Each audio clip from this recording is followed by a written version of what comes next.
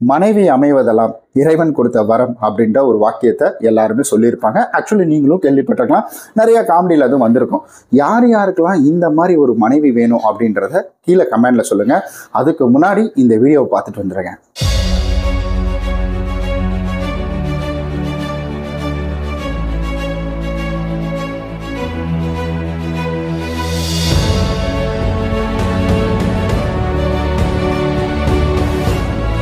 Actually முதல்ல இந்த வீடியோவை நான் பார்க்கக்கொள்கிறேன். என்ன நினச்சேன்னா, இது ஏதோ ப்ராங்க் பண்ணுறாங்க போல. ஸோ ஃபர்ஸ்ட் அடி பார்த்தீங்கன்னா இங்கே லைட்டாக வந்துட்டு மிஸ் ஆகும். சரி, ஏதோ ப்ராங்க் பண்ணுறாங்க போல அப்படின்ற மாதிரி நான் நினச்சேன். ஆனால் ரெண்டாவது அடி விழுந்தது பாருங்க, பளிச்சுன்னு ஒரு அடி இந்த இடத்துல ஒன்று விழுந்தது. அதுக்கப்புறம் வந்துட்டு இந்த சண்டை நடக்கக்குள்ள வந்துட்டு அவங்க அம்மா பிடிச்சி இழுக்கிறாங்க, அந்த பொண்ணோட அம்மா பிடிச்சி இழுக்கிறாங்க. இழுக்கக்குள்ள அவங்களையும் மீறி அவர் மேலே ஏறி உக்காந்து குத்துன்னு குத்துது. அதுக்கப்புறம் வந்துட்டு பிடிச்சி இந்த பக்கம் இழுத்துட்டு வந்துடுறாங்க. இழுத்துட்டு வந்தோடனே காலை வச்சு இந்த இடத்துல ஒரு அடி வந்து பக்குன்னு ஒரு குத்துது. நான் பார்க்கக்குள்ள என்னடா கொலாடி சந்தா கூட தோத்து போயிடும் போல அப்படின்ற மாதிரி தான் இருந்துச்சு. ஆனால் மனுஷன் பாவங்க. ஆனால் இந்த அடிலாம் கண்டிப்பாக வந்துட்டு இவ்வளோ தூரம் இது கிடையாது. சரி, ஓகே, என்ன நடந்தது அப்படின்றத பார்த்துடலாம். ஆக்சுவலி லோகேஷ் அப்படின்றவருக்கு தான் இது நடந்திருக்குங்க. மத்திய பிரதேசத்தில் லோகோ பைலட்டா இவர் வேலை செஞ்சுட்டு இருக்காரு. லோகோ பைலட்னா ரயில் ஓட்டுற வேலைங்க. எல்லாருக்கும் தெரியும்னு நினைக்கிறேன். ரயில் ஓட்டுற வேலையில இருக்கிறாரு. சும்மா ரயில்வே துறையில சும்மா நார்மல் அந்த வேலை இந்த வேலைலாம் கிடையாது, ரயில் ஆப்ரேட் பண்ற வேலை. அவருடைய ஃபேமிலி எப்படி இருக்குது பார்த்துக்கோங்க. சரி, ஓகே, நல்ல மனுஷன் தான் சொல்றாங்க. அதாவது இவர் வந்துட்டு ஏதாவது இல்லீகல் அஃபேர் வச்சிருந்தாரா, இல்லை வேற யாரு கூட வந்து ஃபோன் பேசிட்டு இருக்குள்ள மாட்டிக்கிட்டாரா அப்படின்னு கேட்டீங்கன்னா கிடையாது. அதாவது மாமியார், மச்சான், அவருடைய குழந்தை, அதுக்கப்புறம் மனைவி, இவங்க 4 பேருமே அங்கே இருக்கிறவங்க தான். அந்த சைடில் சுற்றி நின்றுருக்காங்க பார்த்தீங்களா. இந்தாண்ட நிற்கிறது வந்துட்டு மச்சான், இந்தாண்ட வந்துட்டு மாமியார், அப்புறம் மனைவி, அப்புறமேட்டுக்கு அவருங்க. இவங்க எல்லாருமே நின்று இந்த வேடிக்கை பார்த்துட்டு இருக்காங்க. இவங்க எல்லாருமே என்ன சொல்றாங்கன்னா, எனக்கு பணம் நிறையா வேணும், நகை வாங்கி கொடு, நீ வாங்குற சம்பளம் எனக்கு பத்தல, எனக்கு இன்னும் கடனை வாங்கி நிறைய எனக்கு வாங்கி கொடு அப்படின்ற மாதிரி சொல்லி இவரை போட்டு டார்ச்சர் பண்ண ஆரம்பிச்சிருக்காங்க. இது டார்ச்சரோட வெட்டிச்சா அப்படின்னு கேட்டிங்கன்னா, அந்த இடத்துல தான் அடிதடி அப்படின்றது ஆரம்பிக்குது. ஸோ அடிதடி வரைக்கும் போகுது. ஃபர்ஸ்ட் கொஞ்சம் கொஞ்சமாக திட்டுறது பேசுறது இருந்தது, சும்மா நார்மலாக தட்டுறது அந்த மாதிரி இருந்தது. அதுக்கப்புறம் வந்து குத்துற அளவுக்கு வந்துட்டு இந்த பார்த்தீங்களா, இந்த மாதிரி குத்துற அளவுக்கு போயிடுச்சு. ஒரு கட்டத்தில் இவர் டென்ஷன் ஆகி இவர் என்ன பண்ணிடுறாருன்னா, நீ என்னை இப்படியே டார்ச்சர் பண்ணிட்டு இருக்கிற, நான் யாரும் போலீஸ் ஸ்டேஷன் போய் கம்ப்ளைண்ட் கொடுக்குறேன் அப்படின்னு வந்து சொல்ல. இதை பார்த்து அவருடைய மனைவி, ஓ, நீ போலீஸ் ஸ்டேஷன் வரைக்கும் போகிற அளவுக்கு தைரியம் வந்துச்சு அவனுக்கு, சரி ஓகே நீ போலீஸ் ஸ்டேஷன் போ, நான் என்ன பண்ணுவேன்னா உன் பேரை எழுதி வச்சுட்டு நான் ஏதாவது பண்ணிப்பேன், நான் நீ தான் காரணம் என்னை கொடுமைப்படுதுன்னு சொல்லி நான் ஏதாவது பண்ணிப்பேன்னு சொல்லி வழக்கம் போல ஒரு மிரட்டல் அப்படின்றத போட்டிருக்குது. இதோட விட்டுச்சா அப்படின்னு கேட்டதுன்னா, உன் குழந்தை இருக்குல்ல, நான் பெற்று வச்சிருக்கல என் குழந்தை, அதையும் சேர்த்து சித்திரவதைப்படுத்துவேன் அப்படின்னு சொல்லி அதையும் சொல்லியிருக்கு. இதை கேட்டோன்னா அவருக்கு பயம்.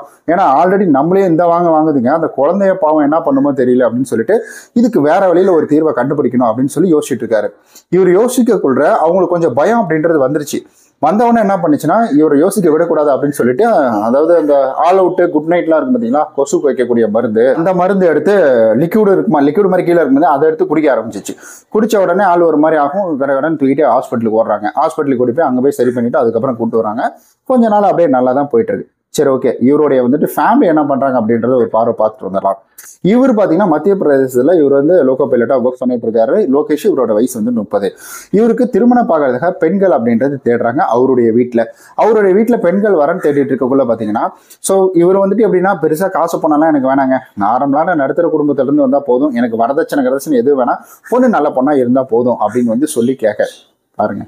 நல்ல பொண்ணா இருந்தா போதும் நினைச்சவருக்கு இந்த மாதிரி எனக்கு நகை தான் முக்கியம், பணம் தான் முக்கியம் அப்படின்னு நினைக்கிறவங்களுக்குலாம் வேற மாதிரிலாம் அமையுது. சரி, ஓகே, எனிவே அதெல்லாம் வந்துட்டு சொன்ன மாதிரி கடவுள் கொடுத்த வரோம் அப்படின்னு தான் நம்ம நினைக்கணும். இந்த மாதிரி வந்துட்டு அவர் தேடுறாரு. அப்படி தேடக்குள்ள வந்துட்டு பெட்ரோல் பங்க்ல வேலை செய்யக்கூடிய ஒரு நபர், அவருடைய பெண்ணு தான் இவங்க. இவரை போட்டு வெளுத்துட்டு இருக்காங்க பார்த்தீங்கன்னா மனைவி, அவங்க தான் இவங்க.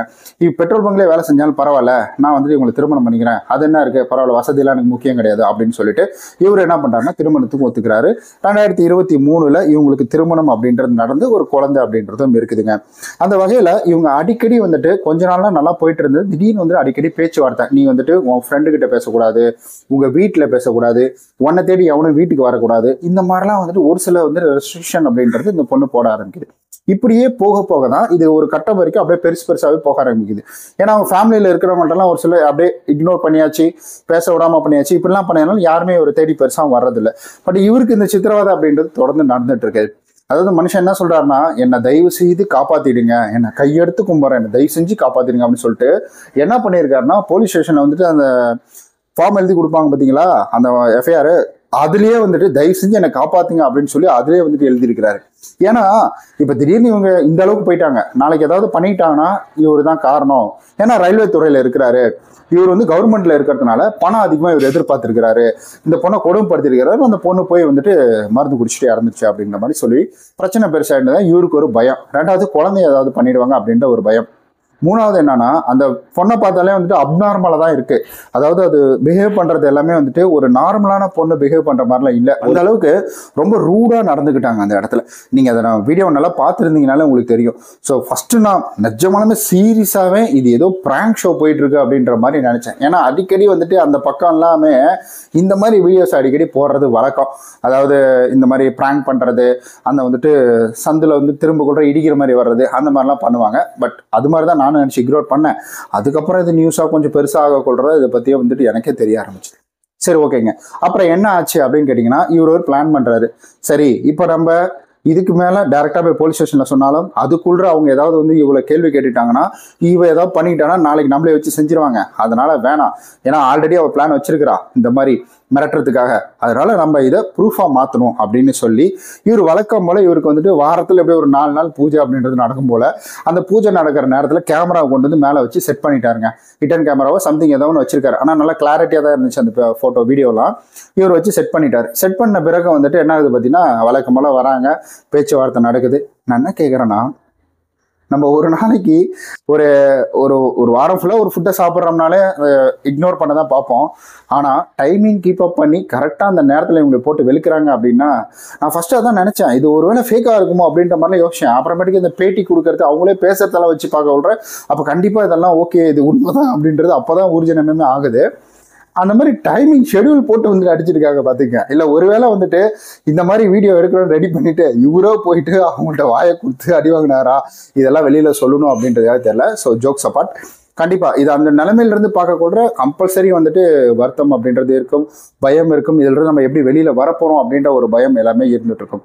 இந்த இடத்துல அந்த அம்மா கூட வந்து தடுக்கிறாங்க. அந்த பையன் வந்துட்டு ஏதோ ஐபிஎல் மேட்ச் பார்க்குற மாதிரி அந்த குழந்தைய கையில் வச்சுட்டு அவன் பார்த்துட்டு இருந்தான் பார்த்தீங்களா, அதுதான் கொஞ்சம் கூட ரியாக்ஷன் இல்லை. பட்டுன்னு அடி விழுதுக்குள்ள நம்ம ரியாக்ட் பண்ணுவோம், ஏய் என்னடா இப்படி அப்படின்னு ஒரு மாதிரி முகம் சொல்லிப்போம். அது கூட பண்ணாமல் இப்படியே பார்த்துட்டு இருக்கான். ஒரு வேளை அக்கா போல தான் தம்பி போல. சரி, ஓகே, இனிமேங்க இந்த மாதிரி தான் நடந்துட்டு வந்து இவர் என்ன பண்ணாரா, அப்புறம் அந்த வீடியோ எடுத்துட்டு நேராக போலீஸ் ஸ்டேஷன் ஓடுறாரு. செல்லை எடுத்துட்டு இதை போய் காட்டிங்க பாருங்க, இப்படிலாம் போட்டு என்னை கொடுமைப்படுத்துறாங்க, தயவு செஞ்சு என்னை அங்கேருந்து காப்பாற்றுங்க, என் குழந்தையும் காப்பாற்றுங்க, என்னை தயவு செஞ்சு காப்பாற்றி விட்டுருங்க அப்படின்னு வந்து சொல்ல. அப்புறம் அவங்க எல்லாருமே வந்து இது என்னன்னு விசாரிச்சு அவங்க வந்துட்டு ஆக்ஷன்ஸ் அப்படின்றது எடுக்கிறாங்க. அப்போ வந்துட்டு கேட்கக்கொள்ற எல்லாரும் மன்னிச்சிருங்க, உங்கள் வீட்டு பிள்ளையா நினைச்சு என்ன மன்னிச்சிருங்க அப்படின்ற மாதிரி வந்துட்டு இந்த அம்மா மன்னிப்பு அப்படின்றது கேட்டிருக்குது. ஸோ மேற்கொண்டு என்ன ஆச்சு அப்படின்றது வந்துட்டு தெரியல. இதோட வந்துட்டு இவங்க முடிச்சுட்டாங்க. பட் அவங்க சைடு பார்த்தீங்கன்னா இது பயங்கர வைரலாக போயிட்டு இருக்குங்க. இதை பற்றி நீங்கள் என்ன நினைக்கிறீங்க அப்படின்றத மறக்காமல் வந்துட்டு கமெண்ட்ல சொல்லுங்கள். பட் இந்த மாதிரி வந்துட்டு பெண்களுக்கு ஒரு கொடுமை அப்படின்றது நடந்துட்டு இருந்துச்சு ஒரு காலகட்டத்தில். கண்டிப்பாக அது எதிர்க்கக்கூடிய ஒரு விஷயம் தான். இந்த மாதிரி பெண்களுக்கு நடந்தாலும் சரி, ஆண்களுக்கு நடந்தாலும் சரி, அதை தட்டி கேட்கும் அப்படின்றது கண்டிப்பாக அது வந்துட்டு அநியாயம் அப்படின்றது அநியாயம் தாங்க. இதில் வந்துட்டு இவங்களுக்கு நடந்தால் இது நியாயம், இவங்களுக்கு நடந்தால் நியாயம் இல்லை, அப்பெல்லாம் நீங்கள் வந்துட்டு போட்டு பொம்பளைங்களை போட்டு இந்த மாதிரி பண்ணீங்கல்ல, இப்போ நாங்கள் பண்ணுறோம் அப்படின்ற மாதிரி. ஸோ அப்படிலாம் கிடையாது. இங்கே யார் தப்பு பண்ணாலும் தப்பு தான். சட்டம் எல்லாத்துக்குமே பொதுவான ஒரு சட்டம் தான். சரி, ஓகே, இதை பற்றி நீங்கள் என்ன நினைக்கிறீங்க? இதை பற்றி என்ன நினைக்கிறதுன்னு எனக்கே தெரியல. ஸோ நீங்கள் என்ன யோசிக்கிறீங்க? இந்த வீடியோ முதல் பார்க்கக்கூட நீங்கள் என்ன யோசிச்சிங்க அப்படின்றத மறக்காமல் கமெண்ட்டில் சொல்லுங்கள். நம்ம அடுத்து இன்னும் சுவாரஸ்யமான ஒரு வீடியோவில் சந்திக்கலாம். பாய்.